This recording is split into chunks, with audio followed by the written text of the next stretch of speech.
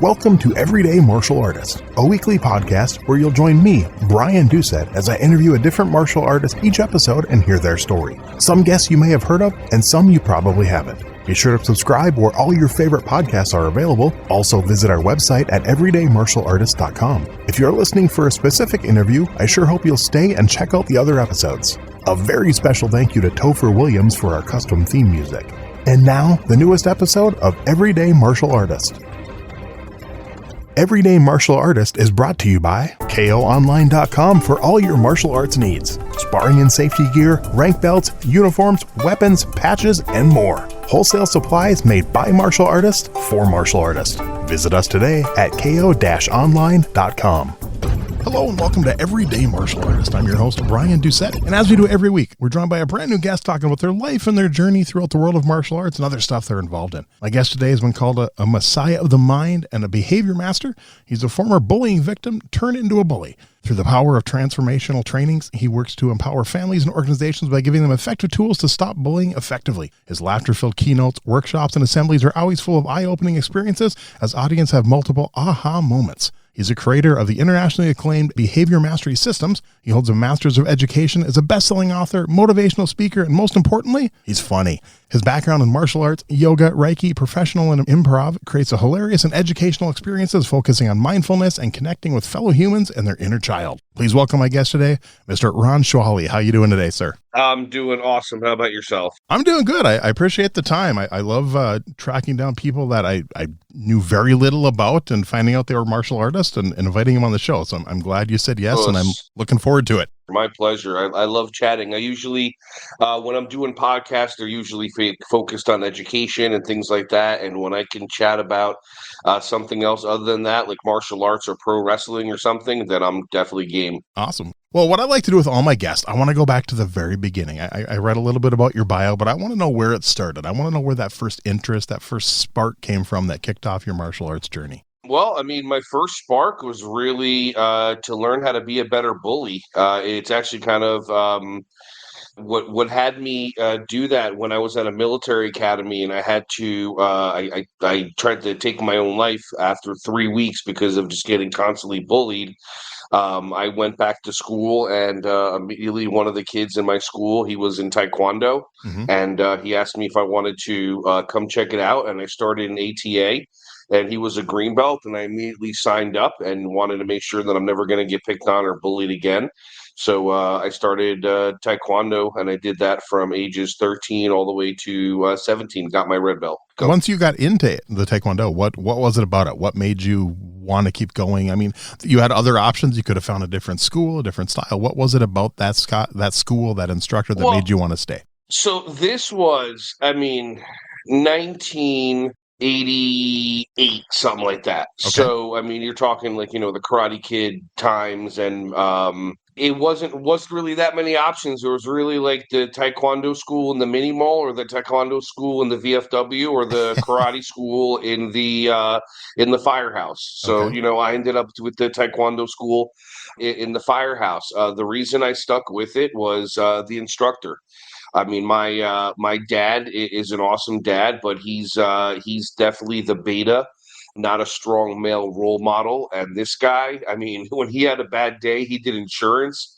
And when he had a bad day, he'd walk in, he's like, everybody, knuckle push-ups. And it was a firehouse where it had a wooden floor in the middle and carpeting all around. Like, I swear he must have created that just specifically for knuckle push-ups. And he had everybody, we would do 100 push-ups, but not everybody would do 100. If there was 15 kids in the class, everybody would count off 1, 2, 3, 4, 5, like that. But if you dropped, we started over. Okay. But that was discipline. I liked it. I ended up, that kind of yelling and screaming type thing. It helped me understand pro wrestling locker rooms. And it was nice to have a male role model that was actually strong and powerful. People listening to this right now, I've been on this planet 48 human years. If you're 20, 30 years young, you may not even know what a strong male role model is, because that's put down upon or shunned, or, that made up toxic masculinity thing that people make up because they're afraid of powerful men. That's funny because my first school in '84, a few years before you, was a Tong Sudo school in a police station, and Exactly. nice connection there. Exactly. Korean or Yep, Japanese in a Korean. Yep. firehouse of a first aid, or it's either one of those. I didn't even know about kung fu or anything until I went to college I'm like, wait, you can that's a whole different thing. But Yeah. walking back and forth when I actually started learning kung fu, I'm like, wait, you don't have to walk back and forth in a straight line. There's other options. That's funny. See, So and for me, it was I knew about kung fu, but my whole thing was I just never thought I could do it. And you mentioned Karate Kid. I literally went to opening night of the Karate Kid in June of '84, yeah. and the Tong Soo school was outside in the lobby handing out free passes when we Smart. walked out. Oh, Exactly. brilliant. Oh, that's the best thing. Because whatever it is, like I remember watching Over the Top of Sylvester Stallone, and then the Yes. next day, of course, I'm doing as many arm curls as I possibly can. You're all pumped, gonna have the Quagmire arm, if you know what I mean. But it's Love it. yeah, it's smart to have a dojo right in front. I actually was trying to do a bullying assembly program here because I'm in Fort Lauderdale. Talk about hot and humid. Mm-hmm. And I wanted to reach out to all different dojos, and it's like $50 to be a vendor. I'm like, I don't even want that. Just come out here and just present yourself and let people see what the options are. Like, people don't know that there's jujitsu starting at 4 if you have the right school and the right teacher. Yes. And that's something like that. I wish, a little off topic, and not really off topic, but off where I'm heading right now. But I wish more people would do that. I've had this conversation with a few guests. Like, I teamed up with a local instructor, God, over 10 years ago, and he was trying to put on this all martial arts seminar where people could come and just try different martial arts. And I'm like, let me help. I said, Yeah. I said, you can use our martial arts school that I train at. It's like 4,000 square. He was doing it in a small hotel room.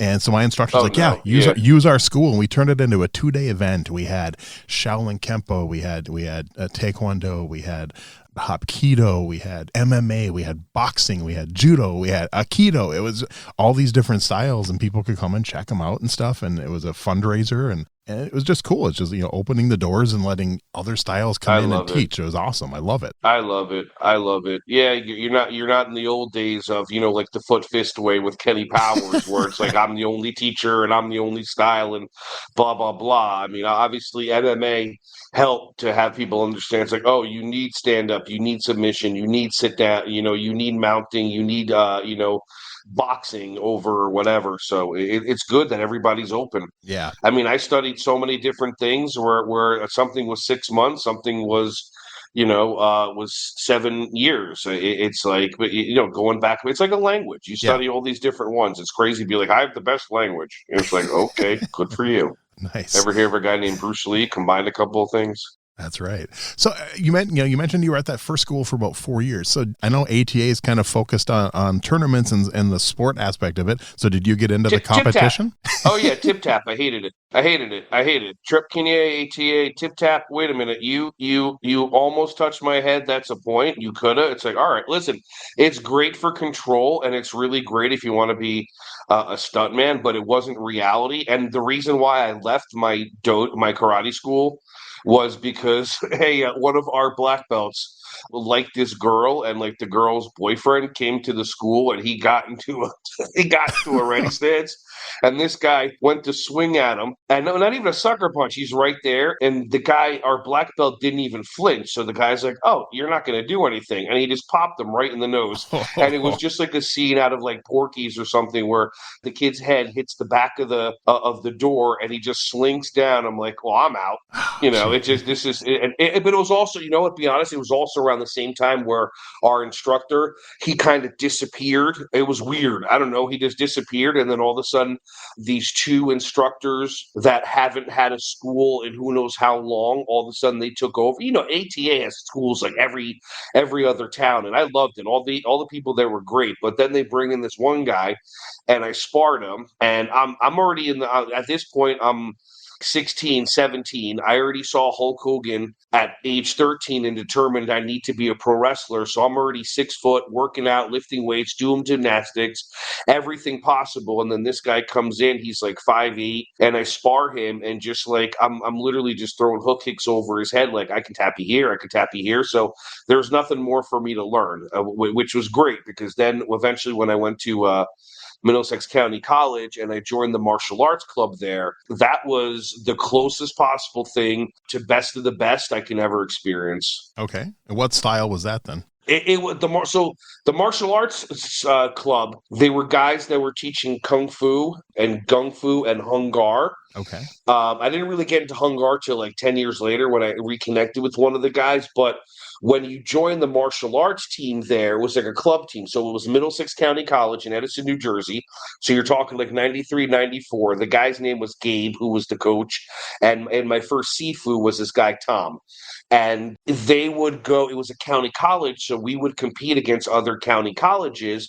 So we would get in a van, and it was awesome because before I even really got into pro wrestling, where you're driving with the boys for 10 hours for $20 or whatever, we were in these two vans driving to DC, driving to this, and it was so much fun. But then when you got to the actual tournament, unless you knocked the person down, or unless, like, if you threw a spin back kick, but the guy didn't double over, it didn't count. Wow. And I was just like, oh, this is real. And for me, it was awesome because I was the only. So I'm Israeli, but to them I looked white because I didn't tan. And it was 3 black guys. It was a couple of Spanish guys. It was like Middlesex County College, and I was the only quote unquote white guy. I mean, I'm Middle Eastern now, but whatever. But back in the day, so just the environment was awesome because everybody was more laid back and chill, and it was fun. But when it came to sparring, when it came to fighting, it wasn't sparring. It wasn't tip tap. It was fighting for points. Nice. And I loved it. It was awesome. Especially one time I took a spin back kick to the eye, but the guy's it was so uncontrolled. The guy's head, it was like a capoeira kick. So the guy's head was like practically touching the ground. On video, it looked incredible. He cracked me so hard in my eye. I flew back like 7 or 8 feet, and my eye just started to swell up. I rushed to go keep on fighting. Unfortunately, he got disqualified, which kind of sucked. But then my coach comes up to me. He's like, you wear contacts, right? He's like, yeah. It's like, you need to take the contact out because your eye's going to close. I'm like, oh, I never thought of that because it was my first mouse I ever got. Wow. So that was just it. That was the most fun I've ever had actually fighting. Really? Yeah. Yeah, oh yeah. Just because you can hit, you can kick. You're not. Everybody there knows. You get a back fist to the head. It's not like if you make contact, you get a point off. You get a back fist to the head. It's nice back fist. You're still wearing pads. You're still wearing hand pads and feet pads. But it's like, dude, that was a nice shot. It's like I'd rather get whacked in the side of the head with a roundhouse kick than feel a gust of wind. That sounds like a blast back in the day. I know it's funny. So my core system is traditional Taekwondo. After Tang Soo Do, I did Shotokan, I did Aikido, but I've been doing traditional Taekwondo for over 30 years. And wow. And back in the 90s, our instructor would give us keys to the gym because we were always there. We were like days, nights, weekends, whatever. We're at the gym working out, and me and my buddy who used to go there all the time together, met this one person who had competed in a local kickboxing match and was training for another one. And he was trying to find more people to train. So we're like, hey, we have the key. Why don't you come over to the gym? So we were over there on weekends, like full contact fighting, balls to the walls, whatever. Of course, my instructor found out a few months later and wasn't happy that we were doing that there. But oh yeah, it was fun while it lasted. Yeah, that's why me and my 2 buddies, we had to take it to the basement. We lived in this like really affinity, a flourishing town called East Brunswick, and my buddy Eddie's parents, like one was a PI, the other one was like a high end, blah blah this and that, and then we would just go into his basement. He had this bag, we would put pads on, and then we would just kumite, literally just kumite. And I'd fight this one guy, he'd fight me, him, and Brian. We beat the crap out of each other for 2 hours, and then and all sweaty, disgusting. Then we'd walk to the mall and go see a movie. Hoping it was a martial arts movie. Oh, don't even, dude. I became addicted to martial arts because when I was growing up in Israel, my dad's uncle had a movie theater. And it had 3 theaters. Let's say 2 of the theaters were movies that I didn't learn about till later on. Let's keep it like that. But the one theater was every possible ninja movie you can think of. If the name Dragon or Son or Revenge of was in it, it was there. That's and then awesome. I would go next door.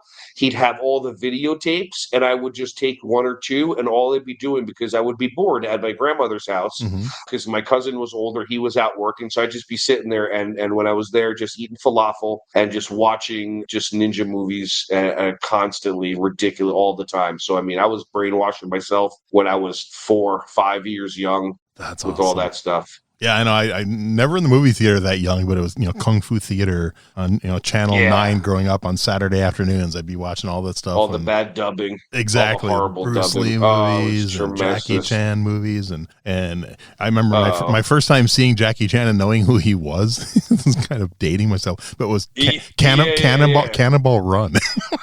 Yes, when he does the jumping split, absolutely. And splits his pants, yep. It splits his pants, absolute. Oh yeah. Oh, Jackie Chan's the man. Yeah. Jackie Chan's incredible. It is just insane that the guy does his own stunts. The stuff that, and then the outtakes and him jumping off and landing on that boat and busting his ankle and the craw. There's superhumans. I know this for a fact, but I mean, people like Jackie Chan and Tom Cruise, wow. Different level. They don't even exist. Like Tom, even all the stuff that Tom still does, where he jumped off the what's it called, the motorcycle and the parachute, the thing he just did for the last Mission Impossible. Yeah, that's crazy. That's really, really crazy. Absolutely. What was next in the martial arts journey after that? The martial arts club. Okay, so martial arts club. Then I started training with this one guy in the town that I lived in. American Freestyle Karate, and cool. I liked it because it was he kind of created it based on a lot of other stuff. Yeah, you always hear like the guy that created his own style, this and that, but it was so, because he used to box, it was so perfect where white belt, orange, and yellow was like hammer fist, palm heels, round palm, side palm, hammer, just basic stuff that you can defend yourself. And then when it got to green belt, blue, purple, it was jabs, cross, hooks, uppercuts, bobbing and weaving, so full out boxing. And then when he got to the end where it's red, black, and whatever, all that stuff, which he would make you take forever to take black. He would never you never see a 7-year young kid as a black belt on his floor. He's like, that's just stupid. That's ridiculous. I'll give him sashes and stickers. I'm not putting a black belt on a 7-year young kid. Yeah. So, I like that too. And I liked it, and people listening are going to like this. I like that there was no kata, because I'm ADHD. The G is gifted. It doesn't mean disabled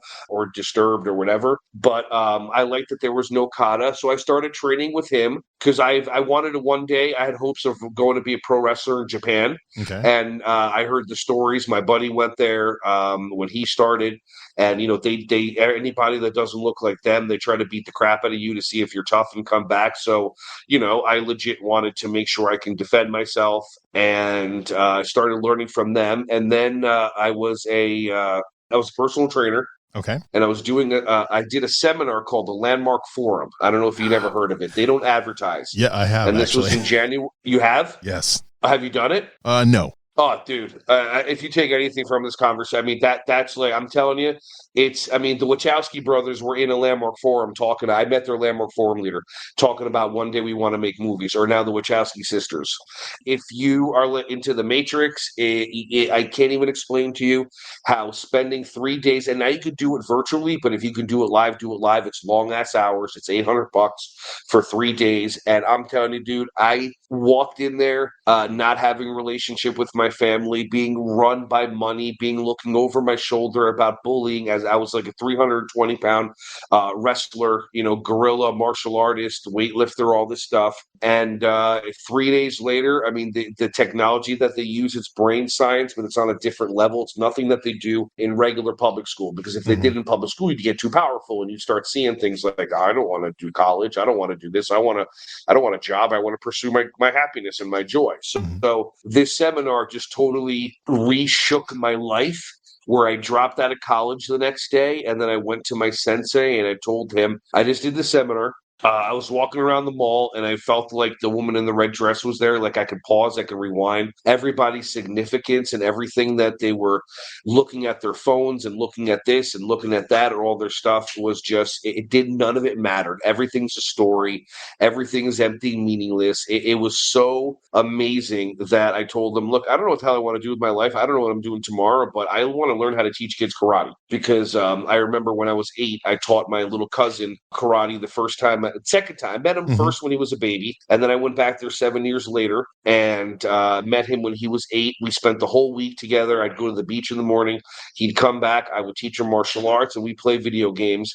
And then my uncle, who was a CEO of some company, after like 7 days me being there, I'm like, hey, let me show you. I mean, the kid was blocking, he was ducking, he was throwing elbows, he was doing all this different stuff. And my uncle was just like, I can't, I don't have time. Like, I got to go to bed. He just came in at 11 o'clock for a meeting. I got to fly out. So, like, in that seminar, I'm just like, the guy that I thought I wanted to be, money, finance, all that stuff. I'm like, that is so bullshit. That's so inauthentic. It pretty much came from, I realized, our brains are just chemical computers. So something traumatic happens and we take a snapshot of it and we try to make some sort of meaning so we can have control, which control isn't real. So my brain, after I drank half a bottle of Brasso brass cleaner to get myself out of a situation where in this naval academy I was going to get a blanket party, which is they throw a blanket over you and then they beat the shit out of you and stuff like that. Yep. I was in the ambulance, and once I was away, knowing I wasn't going to go back, I remember looking up and I could still see the lights. And I said, someday I'm going to have all the money in the world so I can find the 2 guys that bullied me and kill them. And right there, my body went like, all right, money is imperative. I had 2 paper routes. I had a job. I had this when I was 15. I mean, I was an entrepreneur. It was crazy. It's amazing how one traumatic experience in life can totally program you and run you. And if you don't realize it or you don't do trauma release or a seminar or something like this, it'll still run you because it's like your operating system. Like you wake up in the morning, the phone turns on, operating system goes, you need to make money, find them, kill them. But also the brain hides all that stuff. So it's never going to tell you what it is. You're just stuck in a loop. Right. So for me, I started learning how to teach karate, and then I learned about him. I met his wife because it was just after hours training. What we were doing, like the stuff elbows and knees, and just like nasty shit, like I don't know, you step on somebody's. I know there's Krav Maga, but there's something else called Haganah, which is a little dirtier. And that's some of the stuff that we were kind of going over. But his wife was a preschool teacher. He was an elementary school teacher. I started training with them, and 2 years went by. I was running my personal training business. Yeah, then 2 years later, I was teaching my own preschool karate classes. Wow. At the karate school. And how long did you do that for? Probably 2 years, 2022, 2023. So probably 2020, maybe another, I worked with them for another year. Okay. And then we had a little disagreement about something and parted ways. I was still running my personal training company and doing, karate birthday parties, whatever. I'm always innovative with my stuff. Yeah. And then somebody hired me from a health fair. The universe just connects you with people to have things just like go and fall in line. And if you see the signs and you follow it, if you see somebody in life and you look at them and you do a double take and you don't walk up to them, there's so many opportunities missed. It's insanity. So I just took any opportunity to share my stuff. I also I didn't have Yogarate back then. I didn't create that till like 2008. Okay. Yoga and martial arts together. Okay. But I was doing a birthday party at somebody's house. It was like one was a 3-year young child, the other one was a 5-year young. They had their birthdays like 2-3 weeks apart, so we did a big old party for everybody. And apparently there was a director there from a preschool, and she's like, "You know how to work with the 2-3-year young kids? You know how to work? Can you do this in a preschool? Do you have lesson plan and curriculum?" And I said, "Absolutely." Lied right to her face and said, "I have lesson plans, curriculum." And then I said, "Note to self: create lesson plans, create curriculum." And then January 16th of 2004, I walked in and I started my first ever in preschool classes. Wow. That's so cool. Oh, yeah. Are you still doing that to this day, or is that how long did that go? Well, so I grew that company for about until 2019. Okay. I grew that company into about 80 different preschools that we were in New Jersey, Wow. including I was teaching karate at the preschool at the United Nations, which sounds cool. It was super cool. The drive sucked because I lived in Central Jersey, Yeah. so I would leave 8 o'clock in the morning. I would get there at 9:45, and it wasn't that far. But that was cool. And then we taught soccer and karate and all this stuff. But that was where when I was doing those programs, that's where the universe gave me Yogarate, Okay. which is because I started yoga and I'm like, oh, this is all everything's about breathing, breath work. The breathing that we do here will help the breathing that we do there. The Aya, the Kia, the whatever here. Well, if you do Ujjayi breath, yoga breathing and fire breathing or this will help you generate more power. So I ran home. I trademarked it as fast as I possibly could. Nice. Yogarate back in 2008. But then I also created this behavior system because when I met the first students, I had this one kid that looked a lot like me, and I told him to do something. He's like, no, and he starts running around in a circle and throwing stuff. And my brain, because we're designed to react oppositionally with our brain, my brain's like, oh, I'm an adult. You should do this. I mean, listen, I've met plenty of martial arts instructors, and the one thing that martial arts instructors we are is right, and we're never wrong. And the ones that say they're wrong, but there's a thing called ego, and I had that 100%. And once the ego was done making this kid wrong for being the way that it was, then the rest of my training is okay. Well, now I go into my heart and I ask my heart what to do because the heart has its own intelligence system. The gut has its own intelligence system. Everybody listening has made a decision once in their life with their heart or with their gut. But a lot of times we're taught, we think we can only make decisions with our brain. And when I made that decision with my heart, I looked at that kid. I'm like, my heart's like, that's you. You little whatever, that's so then my world's like, oh yeah, this is me. I don't like to listen to anybody. I don't follow directions. I don't do anything. It's just I'm the most oppositional person in the world. So okay. And then I started creating a behavior system based on sales techniques that I learned in real estate, neurolinguistic programming, things that I would pick up. Now I travel around and I teach my behavior mastery system to preschools, huge organizations, gymnastics, ninja academies, things like that. And then we still teach at a preschool about 10 minutes away because these kids' brains update faster than iPhones. Yeah. So we have tons of videos on our YouTube channel of us doing stuff with these 2, 3, 4, 5 year young kids that no one's ever done because no one looks at them like I do. Yeah. So cool. I mean, such a cool idea. So I want you to think back to that very first class when you were teaching your own martial arts class to now. You travel around, you teach, still teach at a preschool. What do you think has changed about your teaching style over all these years? I have learned so much, especially moving down to Florida in 2020, right before the pandemic hit, and being around people that are different than New Jersey, New York people that are just focused on monetary stuff and money, money, money, blah, blah. I've learned so much more about inner child work. I've learned so much more about how one gets to reparent themselves. So the parents that did the best that they could, which sometimes is horrible, but it's the best that they could based on their triggers and traumas. We get to create our own parent and, meditate and have our inner parent hold hands with our inner child and calm them. There's a lot more of what I do. I understand now that a child, before it would be that child's throwing a fit to get attention, which basically meant I'm being right and making the child wrong, and the child gets no possibility at all. But that's my programming as a human. I make the child wrong, I get dopamine. I'm right, I get dopamine. Every time you look at a human being, go, you should be doing this, you should be doing that, you're just feeding yourself dopamine. It's the same thing as when you're scrolling on Instagram. Okay. So now I look at a child, and when there's a child crying, I'm not triggered to go over and try to shut the child down. Stop, breathe, calm down, relax, because now I understand that's my inner child getting triggered that there's another child upset, and I am being selfish and trying to do what doesn't need to be done. The child is not having a fit. The child is having an emotional experience. We are emotional beings, emotion, energy and motion. But we're taught, especially as martial artists, man up, do this. Guys aren't allowed to be this way.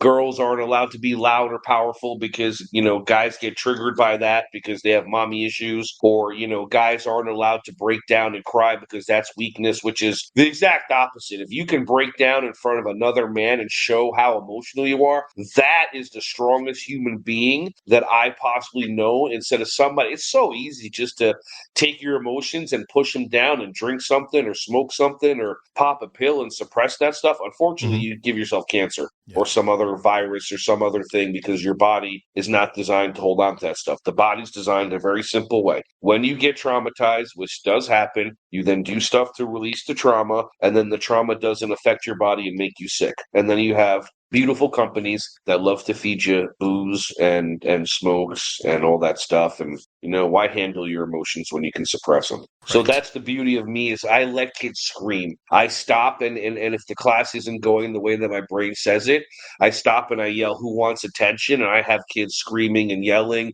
and getting their energy out. When I worked at the dojo, it was still a dojo. When I taught Yogarate or Schwa Fun Do, that's what I called it, the art of fun and breathing. It's all about being silly and goofy. I take all that stuff out. I was Master Ken before I even heard of Master Ken so many years ago. And then when I first saw Master Ken and I watched that show, I'm like, holy crap, I've been doing this for so long. Master Ken, Johnny Karate from Parks and Rec, Charlie Waffles. It's all one big package together. And it's just, I just have fun. And I don't take anything seriously, and I don't ever look at kids as you're doing this, do this, you're doing this, do that. I'm so much more heart-centered as opposed to, being right. And if you don't follow my rules, here's my discipline system, and here's your consequence. It's just, these are humans, they're souls. And then if you actually get some downtime and you get to sit and have a conversation with a 3-year young child that just literally 3 years ago came from the quantum field where their spirit came from of limitless knowledge. I'm like, can you teach me about, and the stuff that these kids talk about, it's mind boggling. And then other teachers look at me weird. I'm like, you're just programmed. First of all, it just sounds like you're just, living the dream, literally. You're doing what you want. You're making money doing what you absolutely love. And I can tell that just by the sound of your voice, how much you love what you do. It's authentic, and it's also 20 plus years of doing work on yourself and crying and screaming and raging and a lot of the stuff that got in my way. I released it. I have the most beautiful, wonderful, amazing wife that, I fell in love with the day that I met her. And it's just the energy is there. And I had to go through 6 different relationships and learn this and learn that and release it.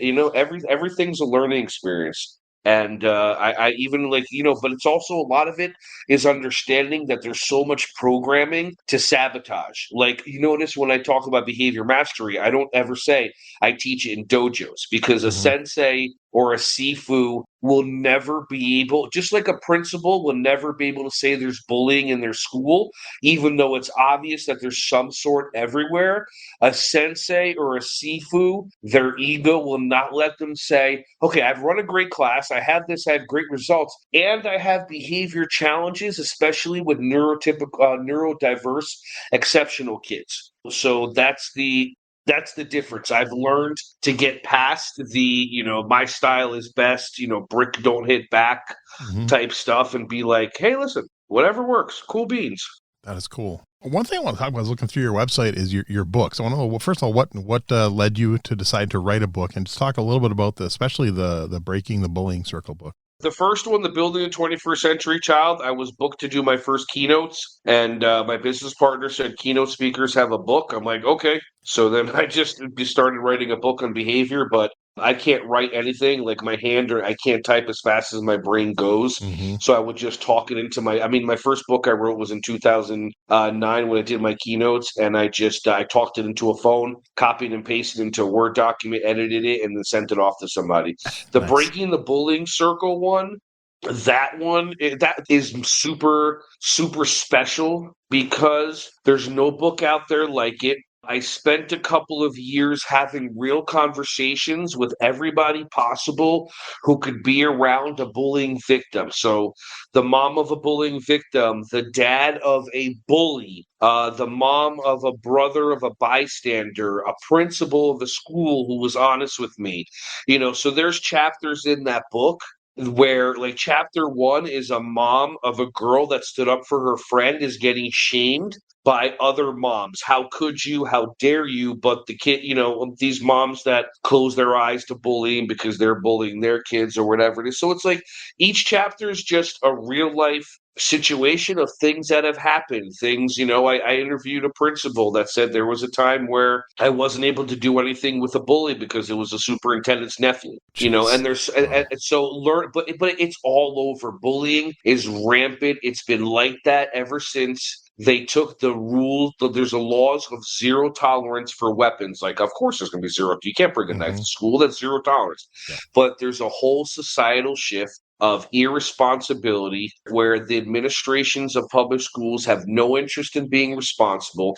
They say there's no bullying, and then they take zero tolerance. And what they do is they have it across the board as no fighting. And if the victim puts their hands up to defend themselves, they're suspended. So the ways it used to be where you would get into a fight, next day, hey, you kick hard, hey, you punch hard, you want to play He-Man? Cool. Now you're friends with the person for 30 years. That doesn't happen. The law of the jungle doesn't happen. I was getting bullied by somebody a lot bigger than me when I was 10. And I was playing hockey in the street with a bunch of our friends. This one kid who was 16, he saw that I had like I don't know, it was a shiner or something. I'm like, some dude's picking on me. He's like, give me $10 and he'll never pick on you again. I'm like, okay. $10 was nothing because I had like a paper route. And the next day, like, he wasn't even allowed on school grounds. This kid comes up and goes to bully me. And I'm telling you, like Batman, Michael Keaton style, this kid just appeared out of nowhere, smaller than my bully, bigger than me, grabbed him by his neck and proceeded to explain to him for 15, 20 seconds, if he ever touches me again, what he's going to do to him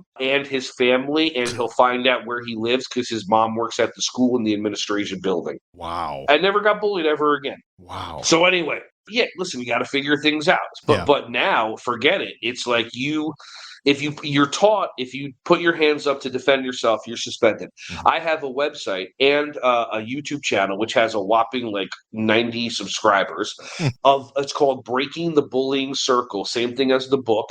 And there's videos of me with doing assembly programs when I was wrapping up, of me having kids ask me, why do I get in trouble for standing up for myself? Why I did this and that? And I go to the principal. I'm like, can you tell this child why? And the principal's giving me like the cut sign. And then I'm doing these other assembly programs, and I have multiple videos over and over. What does your school say if somebody punches you, kicks you, spits you? Go tell a teacher. Well, how many of you have told the teacher and it didn't work? It didn't work, and you have all these kids' hands up. I'm like, how many of you believe your school was there to help you, to keep you safe? And none of them are raising their hands. They're like, what do you do if you hit back? You put your hands up. You get suspended. I get in trouble at home. And I'm like, are you sure you get in trouble at home? Did you ever talk to mom and dad? And they give me this look like they haven't. So now the only times I ever do anything bullying, which is few and far between, because I don't advertise it, because it's just in public schools, it's just a lost cause. Yeah. You're out of your mind for sending your kids to public schools. The fact that your kids know that somebody can go in there and shoot them, that they have drills in their psyche, are you out of your mind? And plus homeschooling and world schooling and micro schools, you only have to teach kids an hour and a half and you set them up in the computer. But it's the schools that are brainwashing, hey, what else is 8 hours a day that you sit in a desk for? I wonder what they're trying to set you up for. Anyway, so, that's the whole victimization thing. So now kids are taught don't hit back, and then it's just ridiculous. And then they don't talk to mom and dad. So every bully, the only reason that I didn't swing back at these kids at the Naval Academy, when they were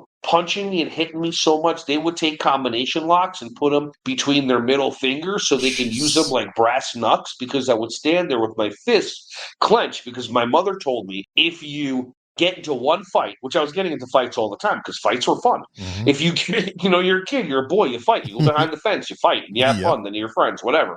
But my mom told me, if you get into a fight, you're expelled. We lose our $12,000. Your uncle, who was like high in the Navy at that time over in Israel, he's going to send a couple of guys over. They're going to throw a bag over you. By the way, this is like 1980, like four. Like there's no rules. Wow. Not the 1984 that almost happened, but is not going to. So, back then, my mom was like, your uncle's going to come. He's going to throw a bag over your head. Not him. He's going to send his guys. They're going to throw a sack over your head. They're going to throw you into a van. He's going to put you on one of his planes, and you're going to go to Israel, and you're not coming back until you, until you finish the army. Wow. So I'm just standing there as a kid that's like 11, 12 going, well, if I swing, I'm gone for 10 years. So let me just choose to get abused. Wow. So I chose not, but then I the only way getting out of my situation was, I was going to get the whole thing, just, the brass cleaner type thing, when nothing else exists. Every victim eventually turns into a bully. They either bully the other kids or they bully themselves. And parents that think that the way that school was is the way the school is right now, it's just pure ignorance. There's nothing wrong with it. They get to be right. When in my book, and I'll send you a link if you want to share it. Everybody can just download it for free as a PDF because I don't want you paying for it. But I have parents have a conversation with kids, and there's 4 questions that I have the kids ask the parents, which is question number 1, what do you want me to do if somebody's making fun of me in school? Which typical answer, go tell a teacher. The teachers aren't going to do anything.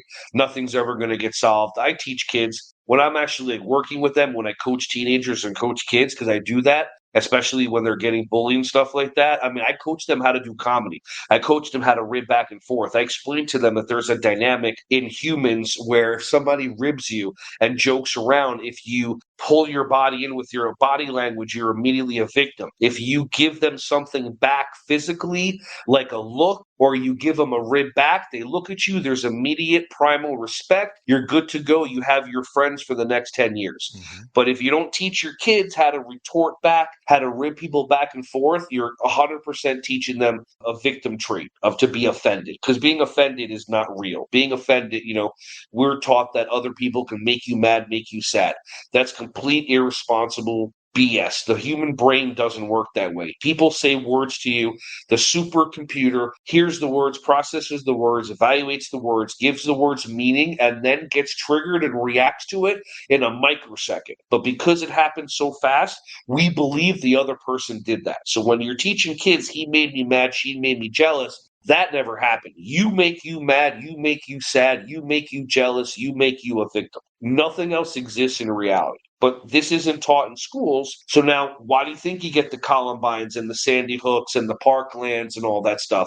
Everything's about these kids getting bullied and nobody said anything. So nobody took care of them. And one of these kids, if they were allowed to just hammer fist the bully in the nose and explode his nose and his eyes tear and he's good for a little bit, rock on with your bad self. I wrote a song and had my buddy sing it, and it's called If You Want to Stop a Bully. It's an animated song that teaches about first you do a block, then you do a kick or a front stomp, and then if the bully's still annoying you, then you hammer fist them on the nose. And then there's a whole part about the school's going to tell you that you're doing something wrong, but mom and dad are going to be proud of you, and they'll take you out for pizza and ice cream. It's this whole thing about just, how to really, I tell parents on the day that your kid gets suspended, take them out for pizza and ice cream and remember that as much as you remember a birthday. Hey, September 12th is coming around. Oh, that's the day that the school kicked you out when you stood up for yourself and your family. What do you want to do tonight? What do you want? And then every year that kid's going to be like, oh yeah,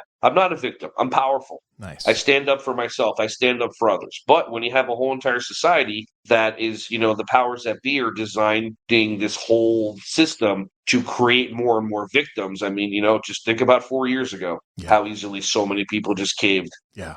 That is so cool. And I'll, like I said, I'll put links for everything out there. I'm definitely going to download and read the book. That's awesome. Remind me to send them to you.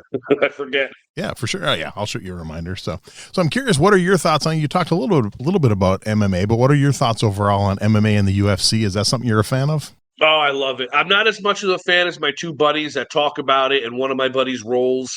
Okay. But I mean, I started watching UFC when it first came out, when it was all about when the Gracie set it up so they can create Gracie Jiu-Jitsu and take over the world. Such a smart marketing plan. Yep. But I mean, I remember the first fight. It was like Keith Hackney broke his hand, Kenpo against the big black Samoan dude. And I remember the other fights. I remember Shamrock and all that stuff. And then it kind of went crappy. And then Dana came in, started the Ultimate Fighter, which was awesome and created so many people. Yeah. I mean, it's insanity. I'll watch it, but you know what? To be honest with you, my bedtime's 9:30. I mean, I'll watch I watch prelims. There's no way I'm gonna be up for anything, so I gotta watch it the next day, and you can't DVR them. So I mean, all these different fights, all these different people. I mean, I watch it. Especially I watched it more when because I love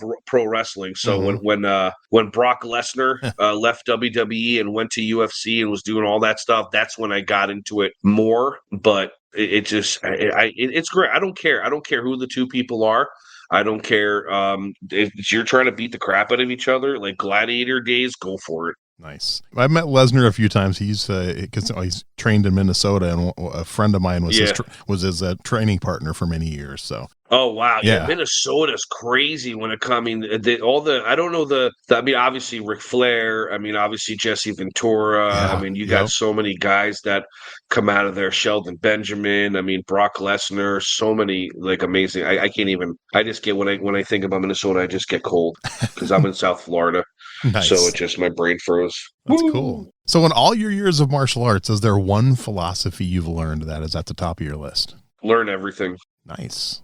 I mean, it's like if there's anybody that can qualify more than Bruce Lee or people that have taken so many different martial arts and combined them into something else, just learn everything. It's amazing when I meet teachers that don't want to learn anymore, but they're teachers. But it's like everything is new.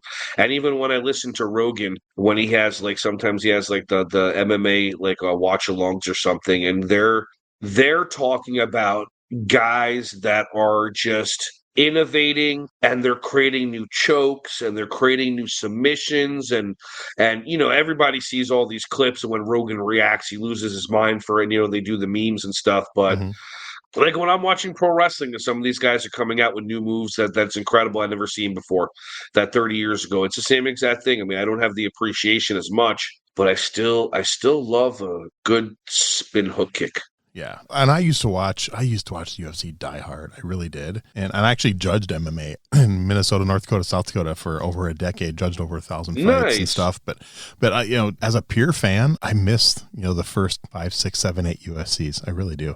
It was blood sport. It was blood sport. Exactly. It was one style versus the other style. It was set up, Bubba, I mean, obviously, we all know who the winner was set up to be, but I mean, it was awesome. And when they started doing that, and then you know what I like? You ever see those videos of Russian MMA? It's 5-on-5. Yeah, that's crazy. Oh, there's some. You know what? There's stuff that when I go down a rabbit hole, the stuff that they do in some of these other countries. I saw car MMA where you're in a car and you're fighting someone. I saw phone booth MMA where your two people are in a phone booth and they're trying to beat the crap out of each other. Oh, it's so good. It's so good. And one of the shows that I missed, they did it on MTV. I forgot who the host was, but it was they would bring the bully and then they would bring the victim and bully beatdown. Was that it? And who was the guy that was in charge of it? It was a personality. I don't remember. It wasn't Tito Ortiz. I remember the show, but I don't know if I ever really watched it much, but I remember I don't think I had cable when it was on, but I do remember the show. Yeah. Jason Mayhem Miller. Yeah. He was the host. Okay. Yeah. I can't picture the face. Okay. That's cool. I know it's funny you talk about. I mean, it sounds like we're pretty close to the same age and grew up with a lot of the same stuff. So were you a fan of the original American Gladiators back in the day? Oh yeah, Turbo and Laser and all them. And who was the? I was in love with the big Jack blonde. I forgot what her name was. Was that Zap? Yeah, there you go. Yep. I'll send you the links. I've actually interviewed 4 of the original American Gladiators on my show that I found out were more martial. Yeah, including Nitro, Malibu, Saber, and Dallas. I remember Nitro. There were so many. Malibu was in the first season. He was the long blonde hair beach dude. That's who I just pictured. Oh my goodness, that's so funny. Yeah. I can just see the tennis ball gun being shot right now. Yes. As they're diving back and forth, and then them just running and doing the what's it called, the balls into the basket thing that was on the floor with that was so insane. Yeah. That stuff was so cool. It was. The remake wasn't as good, but with Hulk Hogan and Layla Muhammad Ali's daughter. Yep. Oh, okay. Yeah. I don't remember any of it. Yeah. They might be bringing it back. Is the rumor? Good. So why not? Didn't The Rock bring back the XFL or something like that? I think so. Yeah. I don't know. I don't do sports. See, we grew up with the best stuff. So awesome. Yeah. Cool. So what's your worst martial arts related injury? Before I knew about combat conditioning and yoga, so that my tendons and ankles became so super flexible, I can now stand on my on my ankles on the side, completely turned, because that's how flexible my ankles have been, and from yoga and all that stuff. But I remember when I only did weightlifting for wrestling, so I didn't have tendon strength in my knees.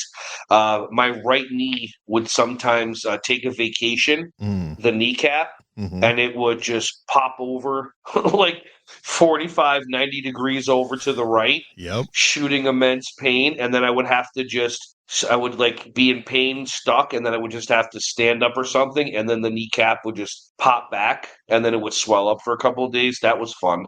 Nice. I got some fun questions that I used to wrap up the interview. This one, let's go. All right.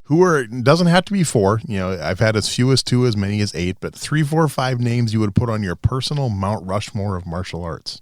How much time? I got to think. I'm assuming Bruce Lee for sure, because you mentioned his name a few times. You kind of can't not. It's really, you can't not. Bruce Lee. I wanna spread it around. I mean, I don't know. There's so many good guys, and I remember back in the days, like I would watch, like I had the Descrambler, and before Tybo, it was Billy Blanks, and it would be like Cynthia Rothrock and the No Retreat, No Surrender.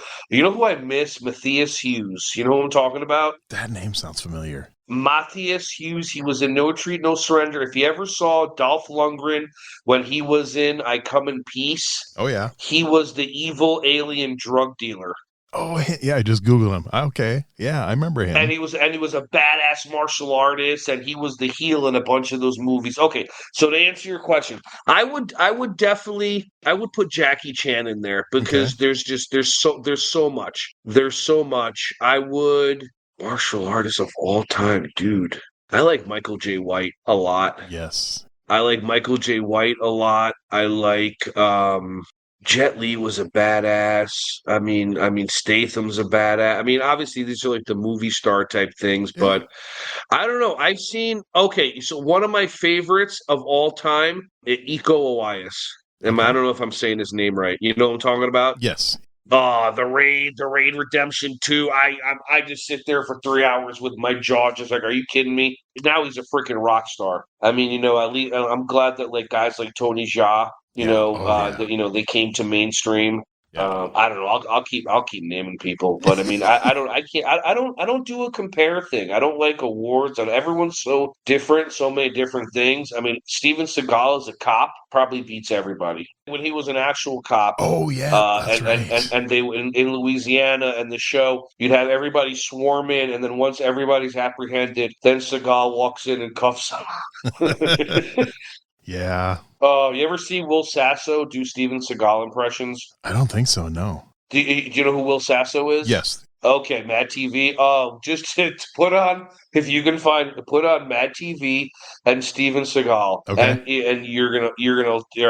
is tremendous. That man is such a talent. I will definitely check that out. Cool.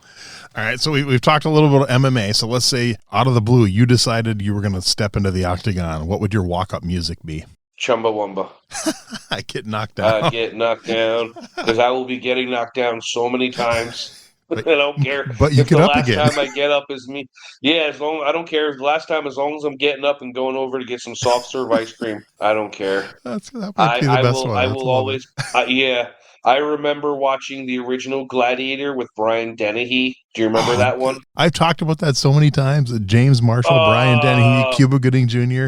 I own the yeah, DVD. top of the head. Yep. Yep, top of the head, Hardest hardest part part, of the body. top of the board, hardest part of the body. Oh, that's what I would do. I would sit there and like people say I would go in to fight Mike Tyson, which I would not. I would bring him a pigeon and I would sit there and be like, I enjoyed your play and please tell me about the wonderful things because that man is just a brilliant soul. Yes. Oh my Yes. goodness. But yeah, I would just stand there and just let them just tire themselves out. No, I love my head. whenever like coworkers are talking about movies and they'll be like, oh, greatest movies of all time. They'll start talking about Gladiator. Obviously, they're talking about the Russell Crowe one. I'll be like, oh yeah, No. Cuba Gooding Jr., James Marshall, the boxing movie. They're like, what the hell are you talking about? What are you talking about? It's like, no, what are you talking about? Why are you even? Yeah, oh That's no, right. that's the original. That's like the real Gladiator.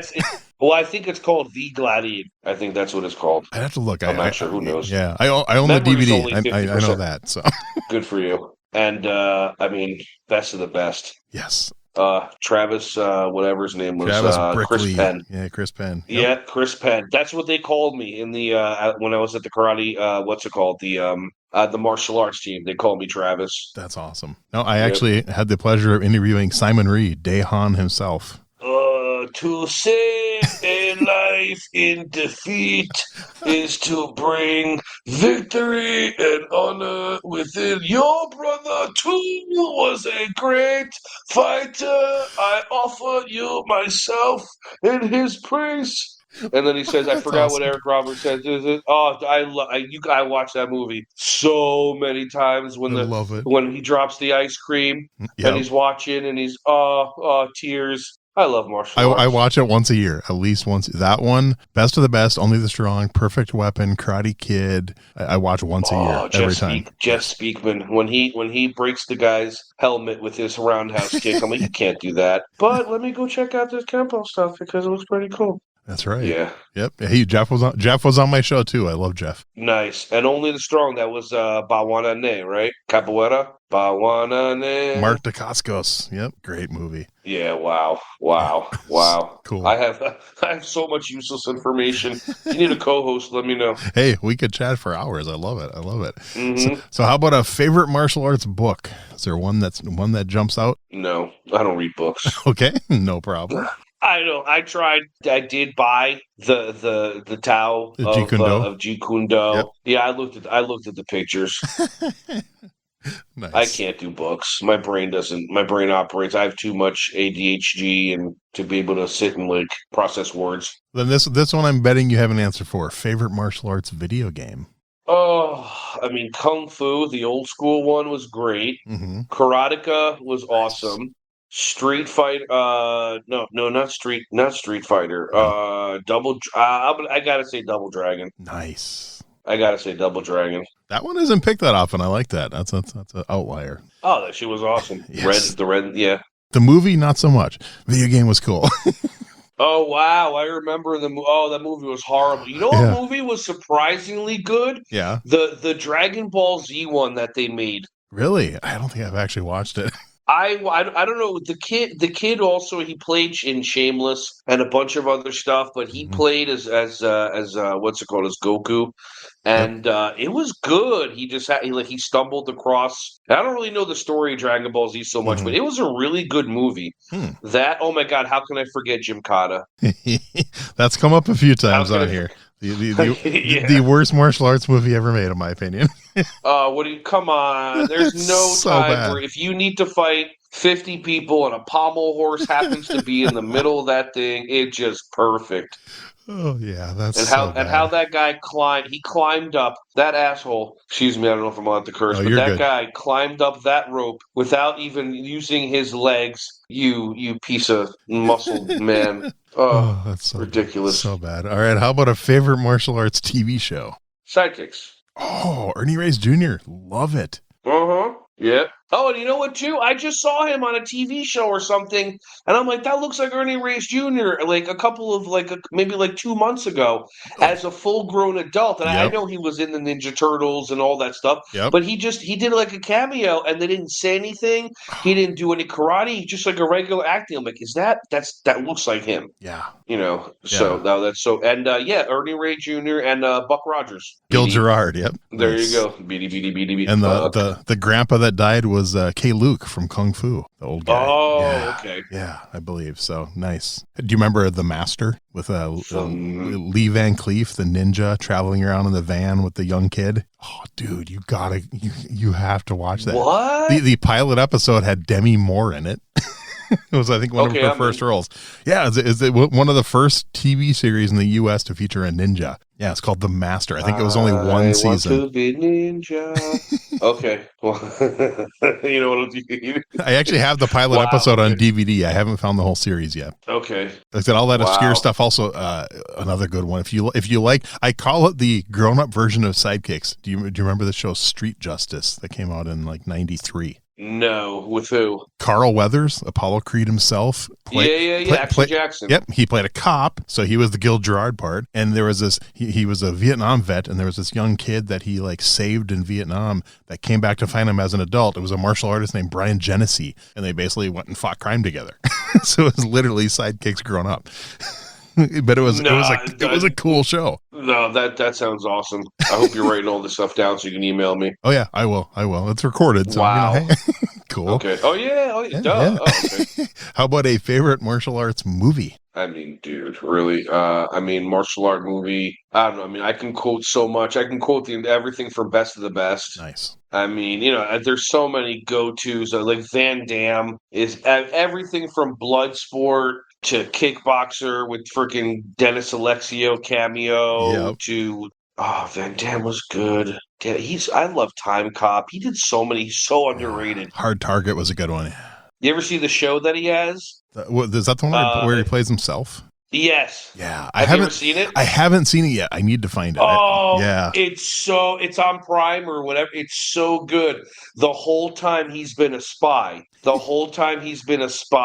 he goes to different countries and does movies as his cover, Jean-Claude Van Damme. I've heard about it. I need to watch it. I really do. Oh, yeah. You got to watch it. But movies, I don't know. I'm thinking about the stuff that when it's on, you gotta have to sit there and watch it. But there's so many different things because of different appreciation of it. Yes. I'm telling you, like the Raid Redemption, that's insanity. That's just when I can watch stuff and it's jaw dropping. Yeah. Where I'm sitting that's all. And plus, I love the insanity of the most crazy kills. So I watch The Boys, I watch Spartacus, and the more insane fatalities that they can come up with, it's awesome. Nice. So when I see it, so that movie, those two are tremendous. Did you watch the remake of Shogun? Did you get to watch that? I bailed. You know why? Really? And I like a lot of the guys in there. I like that guy, that Scorpion that he plays and whatever. Warrior is an amazing show. Yes. I watched all 3 seasons. That show's awesome. Yes. I can't watch Shogun.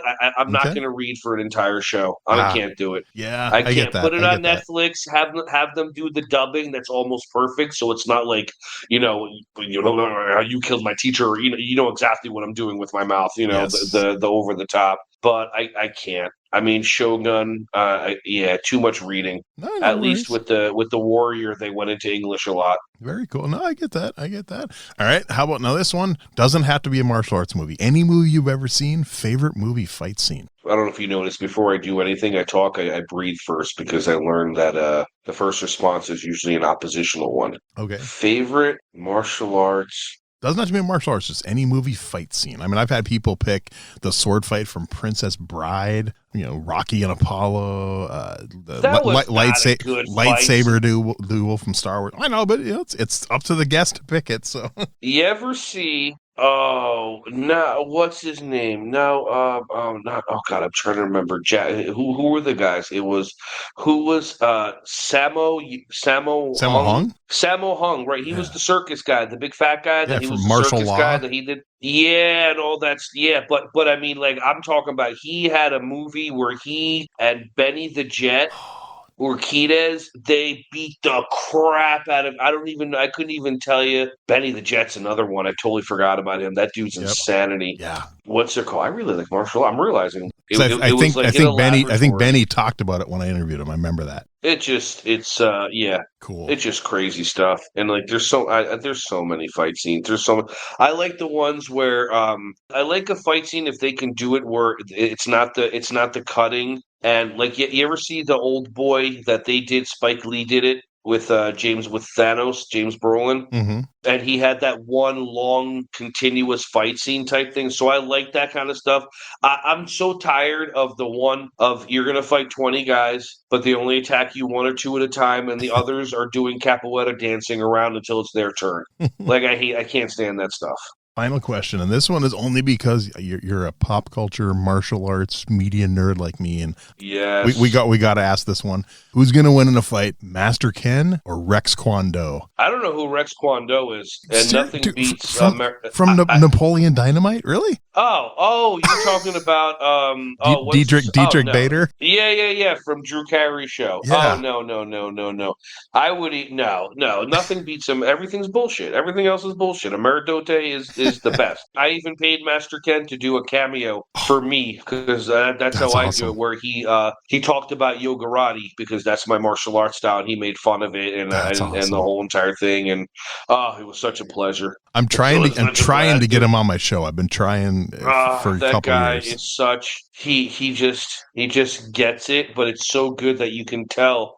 Yeah. Like obviously he's a legit martial artist with all his stuff because he has the But did you see him in Paper Tigers? I love that movie. So good. Oh, yeah. He was such an we need a guy who's a martial artist and an asshole. Where are we gonna get that? That was such a good movie. Yeah. No, I love it. Saw it the day it came out. I watched it. It's so good. So much fun. Nice. Yeah. That's cool. Yeah, it was a good movie.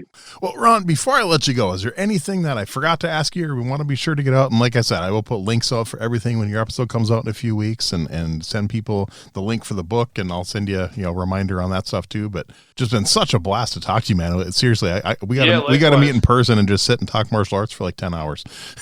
Yeah, I agree. If you work with kids ages 2 to 8 and you have children that are neurodivergent, exceptional, you don't know how to work with them, it's okay. You don't know everything. Feel free to reach out to me. I can help. I mean, with my behavior mastery system, and plus, I'm not looking to sell anything or nothing. I give it to people for it's an online course for $20. Just go and do it, whatever. Nice. But it's just about understanding these kids and opening your heart and just understanding if you're a martial artist and you're there to better other people, the first thing is the martial arts of yourself. If you get triggered and your body goes into a fight flight, because a kid or something happens, then you haven't mastered that. You feel that, you figure out ways how to breathe through it, and then you go back into your heart, and then you handle it the way a sensei, a sifu handles it. And so if you ever feel triggered, just, I love to help people get through that stuff, because if I can have a conversation with somebody for 20 minutes and then it goes into the 100 kids that they teach and they have a different mindset, sometimes we just, it used to be, I work with a lot of preschool teachers, and they used to be for them, I can't wait to see my kids. And now it's, I can't wait till 6 o'clock. They want to go home. Sometimes it's just one thing that happened in one bad interaction with a parent, and then trauma happens and the brain says, I don't want that to happen again. And all of a sudden the passion and the joy just shuts off, but the person's still running classes at their school for years. Yeah. But their passion, their happiness, their giddiness, all that stuff is gone. So just for people that are listening, if you're stuck and you're able to get past your brain and your ego and ask your heart, and if your heart says maybe call this guy or email me and I can talk to you for 15 minutes and help you access some stuff, let me do that. I love talking. Awesome. I love it. I'll put all your info out there, and I seriously, man, this has been so much fun. I can't wait till the episode comes out, and it's been a blast chatting with you. Likewise.